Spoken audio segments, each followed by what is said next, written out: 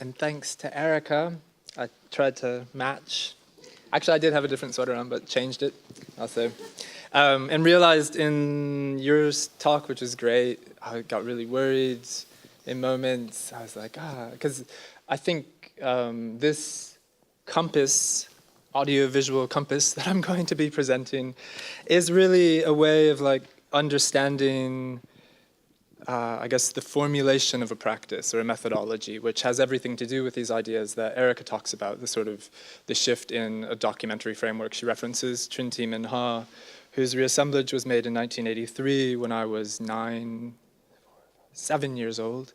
And I realized that all of this conversation around documentary nonfiction practice is a thing that I've fully internalized, and that part of maybe this lecture will be more like an interpretive dance version of Erica's talk. So I think there might be some flicker, so if you're sensitive to those things, you should know about it. And I'll try to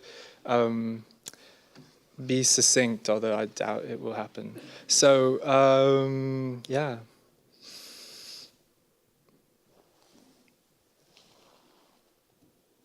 Maybe we could get less light. Do you think that's possible? Less. Oh yeah, that's me. And this is what I'm going to be talking about, psychedelic ethnography. Trying to, as I said, try to propose this sort of a way of understanding not so much an endpoint, but a means to arrive at a thing. So the compass refers to the map, which refers to the exploration, which refers to the very likely possibility of getting lost entirely. So I'll be talking about the psychedelic, of course, and I'll be talking about the ethnographic and giving soft definitions of these things, definitions that are not precise and fluctuate over time and are sometimes highly questionable. And I'll be talking a little bit about the phenomenological, which is the study of consciousness or the object of experience, which in this sense we can understand as ourselves. The aurora borealis is not amazing in of itself, it's amazing because we are there to sort of observe it and be present with it. And all of this is going to end at the subject. So, but let's start with a film, right? Because it's much easier to show things than to talk about things, since that's mostly what I do. I mean, I talk about things a lot, but not always. And maybe this will work. Yeah, beautiful. Here we go. Can we get the lights down? This is about 10 minutes long, more or less.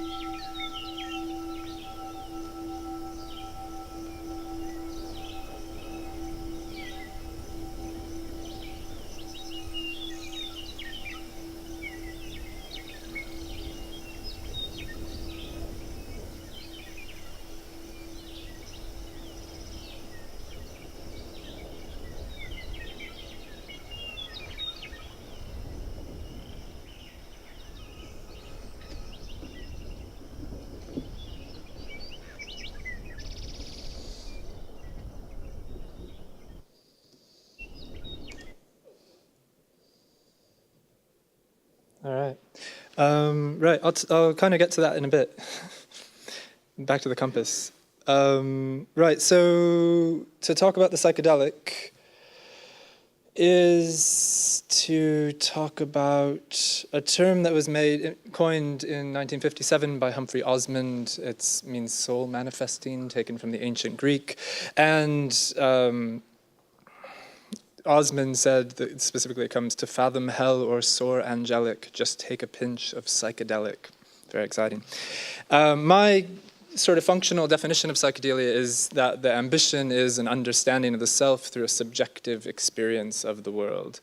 This is by no means comprehensive, but it does involve a few different poles or coordinates, I guess, and maybe to the west we could say are drugs. Drugs have been represented through a wide array of cinema text.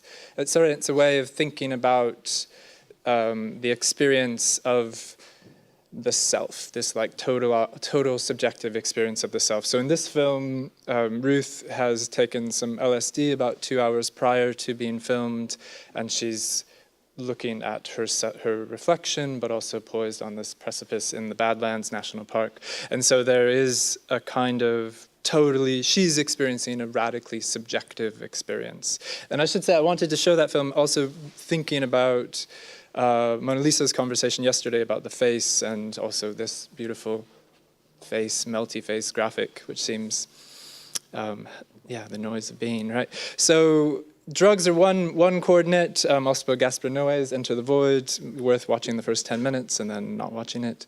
And the other side of this, to think about the psychedelic, would be an extension, because in my mind, it's not explicitly linked to the drug experience, but also the dream experience. And the dream experience is a great place to bring in cinema, where we have a film like Germaine Dulac's Seashell and the Clergyman from 1928, or Louis Buñuel's and Salvador Dali's Un Chien Andalou from the same year. And these two films, I mean, the Surrealists were very excited about cinema when it happened, saying that, and Buñuel specifically said that the film appears to be the involuntary imitation of the dream. So that cinema allowed for a representation of oneric, hypnagogic space in a way that, and space and time in a way that no other medium could do, because it happens in time and it appears to happen. It has the semblance of the real, but things like causality, temporality are sort of undone. So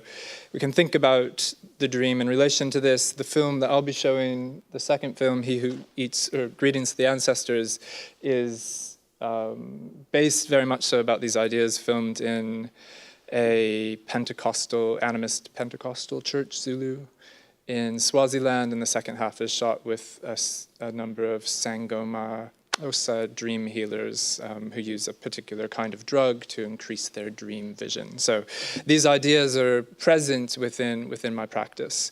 And I think both of those, the things that I pointed towards, also involve the idea of trance, which maybe we could say is like southeast or something. These are all made up cardinal directions. But within the idea of psychedelia, the trance is also the experience by the subject of a radically embodied state where the subject sort of loses a sense of where they are, who they are, what they are. Or actually, more precisely, I would say that the subject finds themselves entirely. They find every aspect of their sort of perceptual being, which in a way allows all this other stuff that we're usually experiencing to sort of fall back. So for me, my particular interest in subject comes out of an interest in trance, which I connect through noise music or experimental music, but also maybe like Christian ska bands and laying on of hands, or in different contexts, we have something like the Whirling Dervishes, Indonesian self-flagellation rituals, the Yanomamo Indians who use hallucinogenic snuff to sort of produce shamanic rituals, or the Asawai in Suriname who have a practice called Winti, where it involves being embodied by certain kinds of the spirits of the dead. So this idea of the trance ritual is the thing that we find across the world. It's not specific. I mean, it's specific. Its incarnation is specific to culture, but its manifestation is, I'm going to say, universal. Happens everywhere. And And so this has also motivated me to make a number of films, referred to the Trips series, which the film we just saw, Trips number 7, is the last in a series of films that deal with travel and trance and embodiment and these sorts of ideas. So at the heart of psychedelia is this notion that is the subject of perception. So when we're on drugs, and hallucinogenic drugs, not necessarily cocaine, I don't think, but hallucinogens, or when we're in a trance, or when we are having a dream in some capacity, the subject is perception. And perception, as Erica sort of laid out, is specific to ourselves. So this image, which appears to be moving, is not moving. All of the movement that's happening in it is happening in yourselves. And maybe it's not happening for all of you, or this jacket, which is a bit warm to be wearing, is used for hunting moose, because moose can't see color, right? But humans can, except for colorblind humans who can't. But also it has a pattern that looks, a proprietary pattern, camouflage, that looks like the forest. So when I'm in the forest wearing this, the moose imagines that I'm just like a bad piece of forest, perhaps. And when humans see it, they think about, I don't know, this color, they think not to shoot me when we see it in a like Berghain dance party or something, I'm not sure. But so the perception changes, and perception is this thing that we carry with us, but it's not necessarily a thing that we're always conscious of or aware of, although we're always surely experiencing perception, because perception is experience. So by way of anecdote, I'm going to show you a clip from this wonderful movie. Oh, look at that, it just happens. 今までにね、マリファナどれくらい飲んだ？缶飲んだ。非常に激しく飲んだ。マリファナって飲むとどんな感じなの？すごくね、自分自身がさ、椅子から浮かびだと自分自身がね、石の上のさ、石の上に置いてね、椅子、それわかる？石の上に置いて椅子。そんな硬い感じしない。なんかベッドからポワンポワン、その感じ。もっとそういう感じを求めたい。じゃあ僕はそういう感じを求める。All right.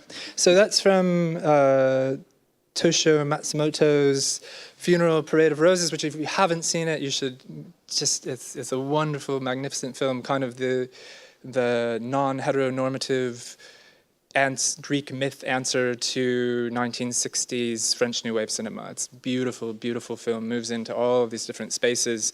And that conversation of that interview with this fellow who's stoned is preceded by a conversation about cinema, which is where they show, Matsumoto was also an experimental filmmaker, so he shows the film and kids are watching it, and then they say, all definitions of cinema have been erased, all doors are open now, monis jikis. And the guy gets slapped on the head and corrected that it's a quote from Jonas Mekas, and then followed by this interview about drug use, as if to say cinema, the cinema within the cinema, is still a thing that isn't quite enough, right? Cinema, when we ask it to be representative of the world, suffers. When we ask it to do something a bit more or to the side, it kind of expands. And as is evidenced by this fellow's speech, he's struggling to find a way to describe this totally subjective experience of being high by using references to images which do not exist, which we bring into our mind's eye, but you can see he's stoned, but he's not on a cloud. So these are the problems of representation, trying to manifest these things. So that's on the one side, right, the psychedelic, or maybe it was that side, I'm not sure. And the ethnographic, we can say, again, in my definition, I've come to understand it as a non-anthropologist, but somebody who studied anthropology, maybe like a public amateur, the understanding of the self through an objective record of someone that is not the self. This is the goal, this is the ambition of ethnography, is to study other people, to figure out who I am or who we are, whoever we construct the we, and whoever we construct the you, I guess.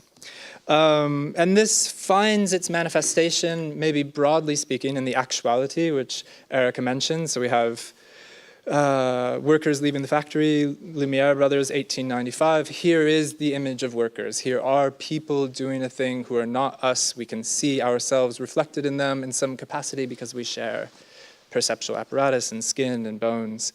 It's a film that I, among many other people, remade in 2008. filming a work shift in Dubai when about, I think at the time it was about 5,000 workers would leave at 6 o'clock from all of those buildings in the back that are being built simultaneously. And then we have the recording, or the record, which follows the early instances, Robert Flaherty's Nanook of the North, or later on Chantal Akerman's Dest, which is a film comprised of a series of tracking shots that moves from East Germany towards the West and shows the shift in material culture over time. So there are these 10-minute shots. They're always moving, always changing. And we also have, within the ethnographic tradition, the idea of the document. So films like Peter Adair's Holy Ghost People, or Bruce Connor's Crossroads, which is a film made up of a number of documents of the first nuclear test of the Bikini Atoll. You see them back to back to back to back to back. Or Chick Strand's Fake Fruit Factory. I guess if you know any of these films, you know that I'm being a little bit coy in showing them because none of them are very traditional examples of ethnographic films or straight nonfiction films, but rather the films that I prefer to think of in terms of a nonfiction practice. So, but I could say and will say that within this, all of this, again, the subject is perception. The subject is how do we see this other person who is not us? How do we understand within ethnography? Oh, sorry about that cursor, guys. How do we understand the body that is not ours? This is ethnography, the study of visual culture. So how do we find ourselves within it? How do we see it? And again, Trinti Minha, to expand on Erica's quote, there is no such thing as documentary, whether the term designates a category of material, a genre, an approach, or a set of techniques. Maybe more exciting to me has been the idea that to represent or to frame means to not frame. To record means to not record. And this is not intended, I think, ever as a refutation of the truth or the facticity of the image, but rather the fact that there is always a selection involved in the processing of the image, in the decision to record. There's always, surveillance cameras have a position that they're observing, which means there's a position they're not observing. So, again, perception. I would argue, and have always never understood anything differently, that form is content.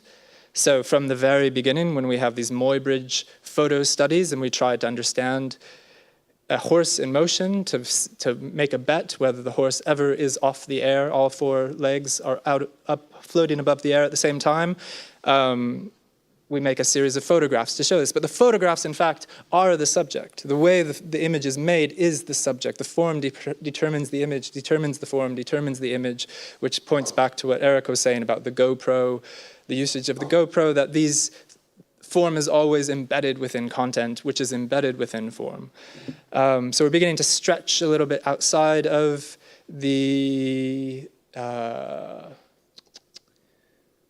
sort of defensible positions of both psychedelia and ethnography, saying that, as I've always understood it, nonfiction is fiction, which doesn't mean that it's not real.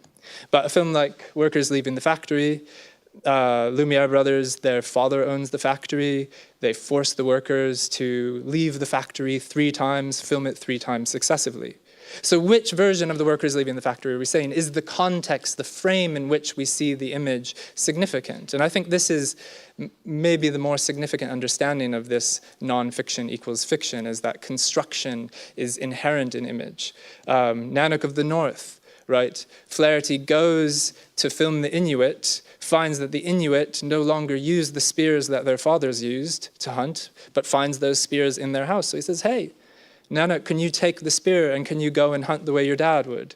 And then we have to film in an igloo, but there's not enough light in an igloo, so let's make a half igloo so that part of it is open to the sun, and we'll just put you guys inside and we'll film this. We want to have, all of these sort of constructions of semblances of the real, which are in fact real because these are real people who exist in these conditions, who are in the world. One could say even that fiction equals nonfiction, I guess would be the turnaround of that.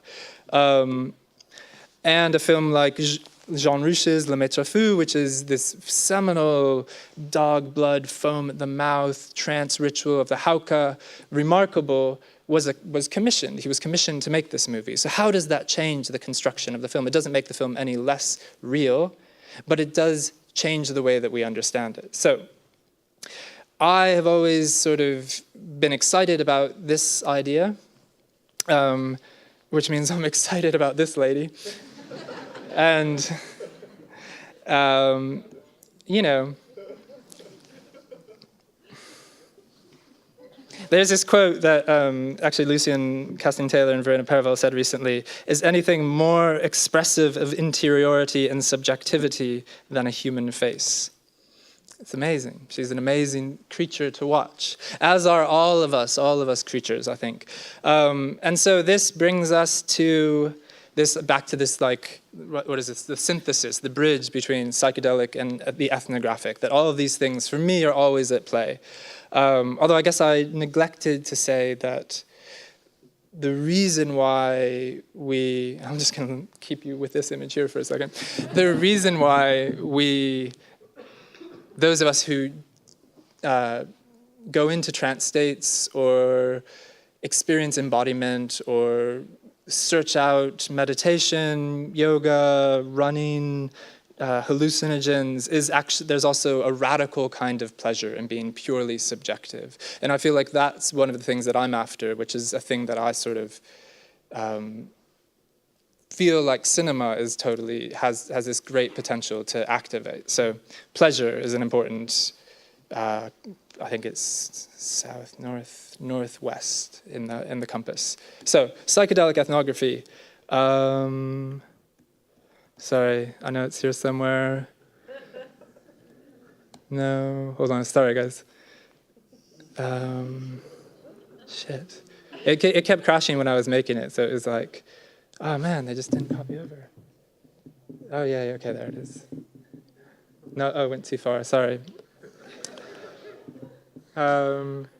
Right, is that it? Knowledge versus understanding. So we can understand the ambition of in a way, psychedelia versus ethnography is a position of psychedelia, ethnography, psychedelia knowledge, ethnography versus psychedelia understanding, or a sort of indexical knowledge of the world versus an empathetic, subjective, emotional understanding of the world. And in my mind, both of these are critical points. I don't think it's not a question of one or the other, but I think that documentary historically has been criticized for its emphasis on knowledge as a position, as a frame, and we all know via our good friend Kelly Ann Conway that knowledge is relative, right? Alternative truth, alternative facts. It's actually maybe kind of, there is some truth to it if it wasn't being deployed in such a horrific way.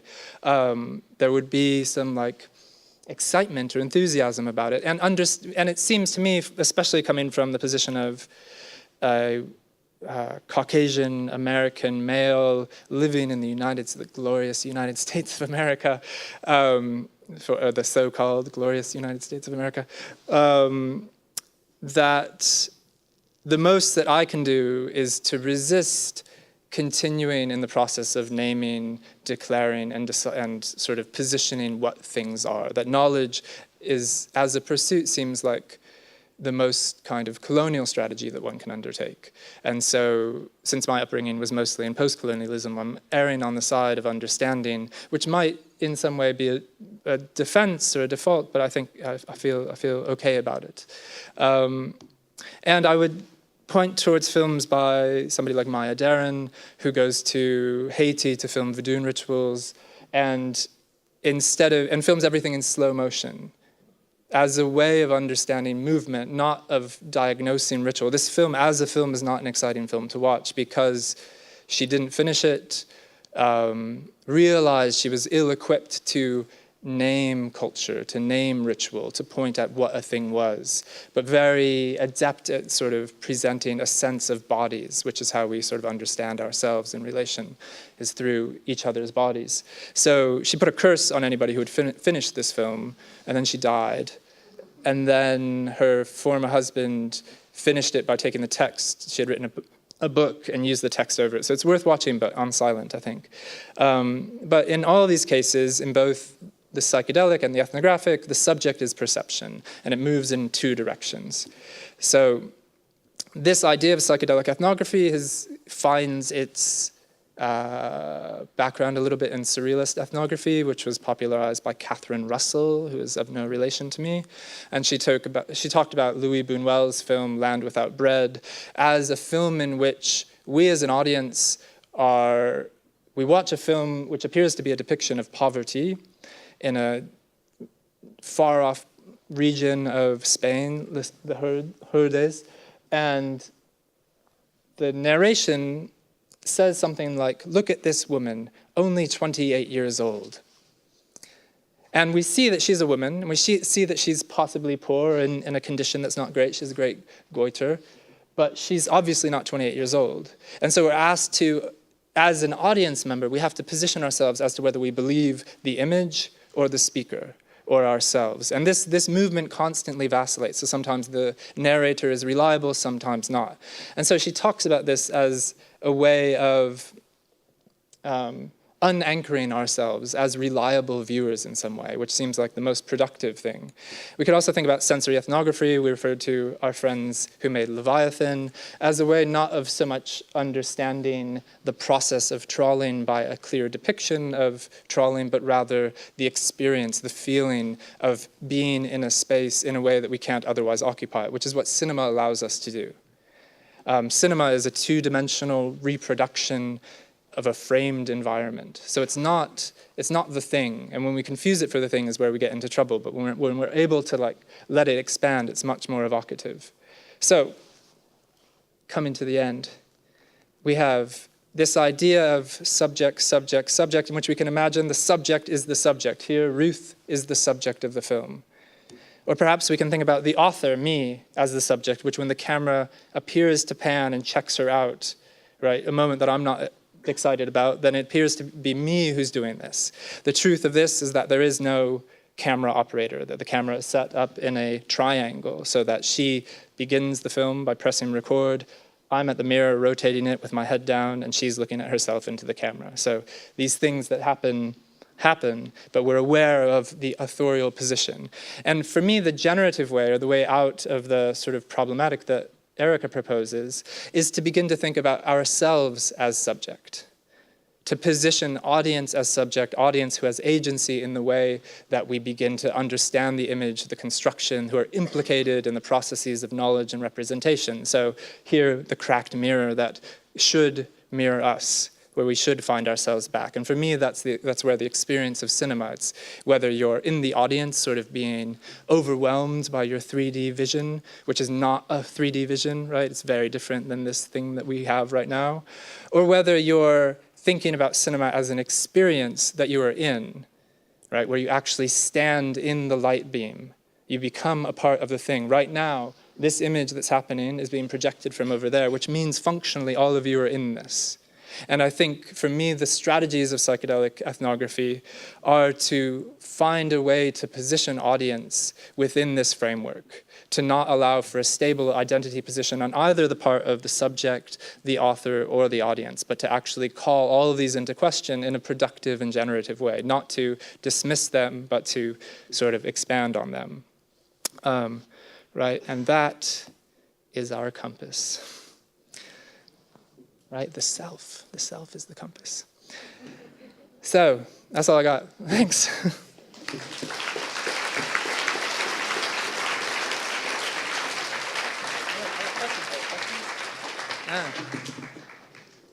Sorry, that was only like 22 minutes, right? That was a bit longer, I have to say. Oh no, it was only 6 minutes longer. 6 minutes, okay. I'll forgive you. First, I will tell you that we are going to go a bit later with the film program, obviously, because we are running a bit late. So I would like not to interrupt the third talk. So let's say in 15 minutes or 20 we can start. So then we can also talk there. Also, another thing that I was said to tell you, to close the gaps between you if you can, like to maybe sit a bit closer to each other, because people are coming in and then they're left there sitting on the stairs. Okay.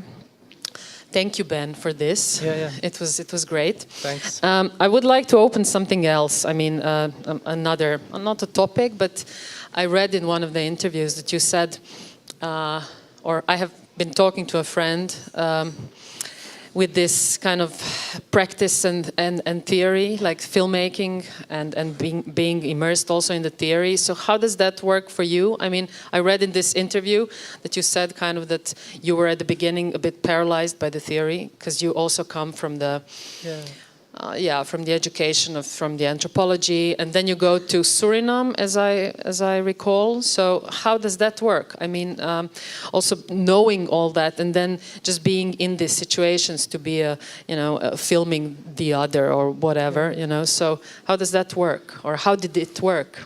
I mean,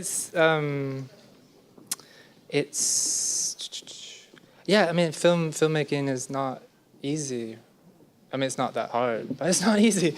And talking also. Yeah. But it's, I guess when my university education required me to take theory courses, media theory, linguistic theory, cultural theory, before I was allowed to make films. And that totally formulated the way that, understanding the construction of the image before trying to construct the image. And luckily this happened when I was like 20. And so the moment of my education was like steeped in post-colonial theory and watching a lot of ethnographic films and understanding more or less that filmmaking is exploitation, and that exploitation isn't always necessarily a simple power relation. I think about S&M in that way, that there's a contract that happens, but that if one is to proceed in making films, you really have to be present, I guess, and think about some kind of transparency, I guess it changes with every sort of process. It changes with every practice, and I feel the places that I'm the most comfortable filming in are the places that I'm the most familiar with, I think. But those are sometimes the most difficult.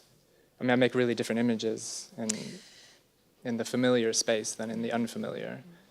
But you say it's an exploitation process, but you also practice something that we can call the participation kind of way of making film. So something that also we see with Jean Rouge.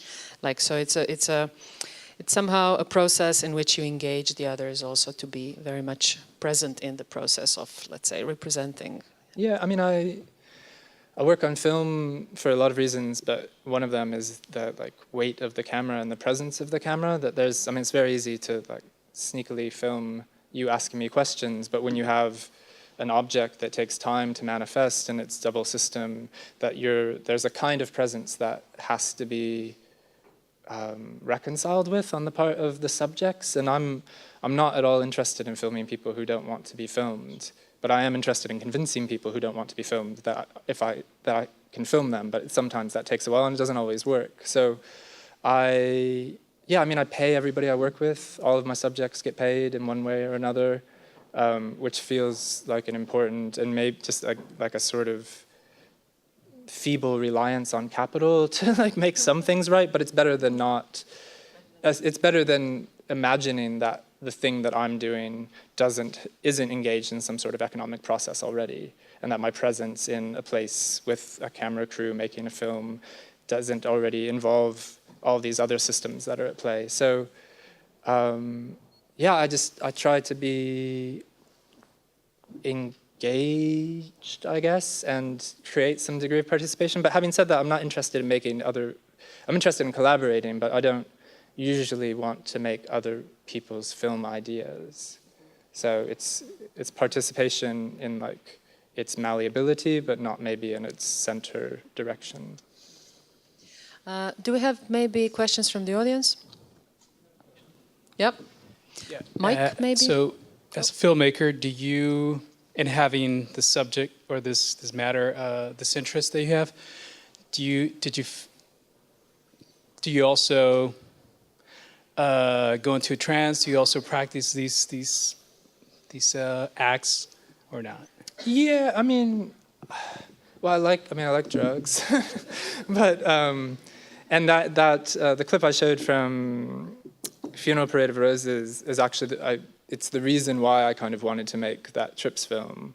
But I also imagined, because of this understanding that cinema it's like tough to film people and imagine that they're not aware of being filmed, and filming somebody while they're on drugs feels like a radical imposition. So I actually set up a structure for this film where I did acid first and had everything planned out and mapped out because I felt like I should be the subject. And it didn't work. The film didn't work. The camera didn't work, and there was sound involved, and there were some other things that just like didn't work in ways that are mystical to me. I don't really know the reason, but it led to another iteration and a thing that was much better. So I don't really believe, I mean, Jean-Rouge talks about the cinetrance. It's all this, the process of production for me is such a conscious process that's really hard to like, I mean, I couldn't imagine, I made a joke about getting high to give this lecture, but I just like wouldn't know what to do. You know, I don't, it's not the way that my conscious self operates. So when I'm making films, I feel like there's so much organization and movement or shifting around that it's difficult to forget that all of these things are happening, or to forget that the image is being constructed, that it's being built up. And it feels really critical to remember that, to be aware of that in the process. And maybe that's the answer to Erica's sort of question. Any other, oh, I see there a question.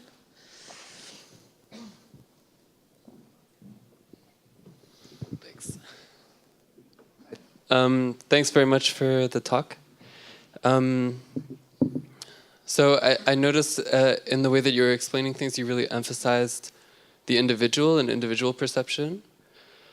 But it seems to me that also these trance experiences and like drug taking in general, I mean, not always, but can often happen through group, kind of through collectivity of various kinds.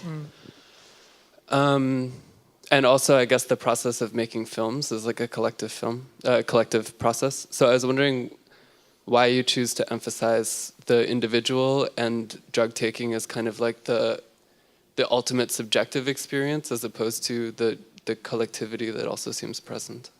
I mean, I've always been terrorized by the weight of my singularity when I take drugs.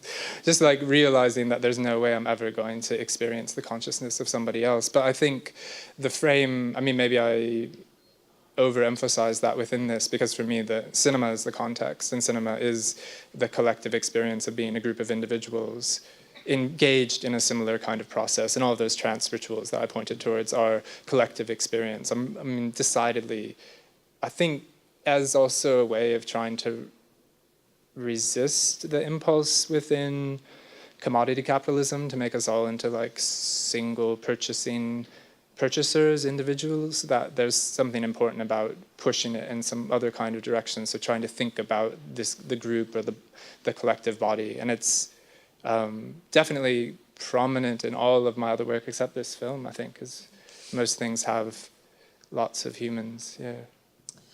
Thank you, Ben. Sure. We go to cinema now. Cool. Okay. And I will invite Lucas. Great, thanks.